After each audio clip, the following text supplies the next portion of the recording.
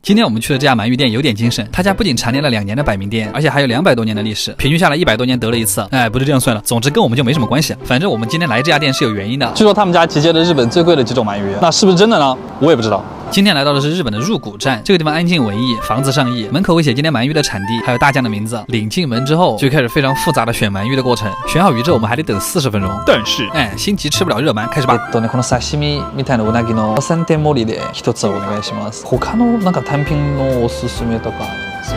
大体もありがとうございます。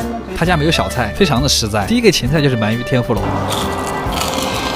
你们听咬下去的这个声音就知道它有多脆了。它是怎么把面粉涂得这么薄的呀？很厚一片，里面白嫩的鳗鱼肉嚼起来甚至像山竹肉，撒一点薄盐就很好吃了。接下来这个是我觉得跟鳗鱼最搭的一个菜，鳗鱼厚蛋烧，里面的鳗鱼很肥很嫩。一口下去咬的鸡蛋平平无奇，但是当你把鳗鱼汁嚼出来之后，吃起来会有浓郁的鳗鱼的脂肪香和油香，就你们懂吗？鳗鱼的香味会渗透到鸡蛋的每一个缝隙。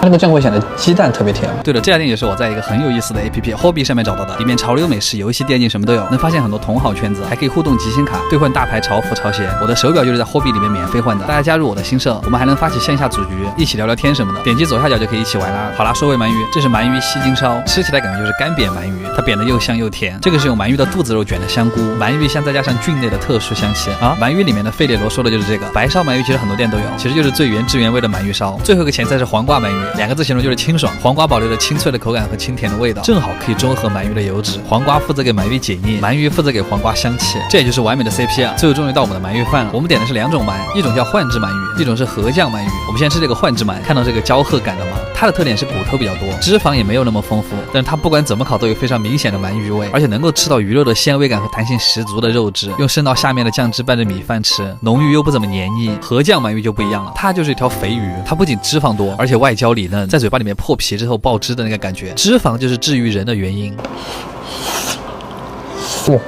筷子轻轻一夹，它就断开了。所以这种烤的东西还是要吃油多的。最后来口汤解腻，汤里都是炭火的气息。来这种100年老店吃饭，有些时候就觉得吃的不是美食，是传承的手艺。好啦，阿基推荐指数8分，看玩意儿。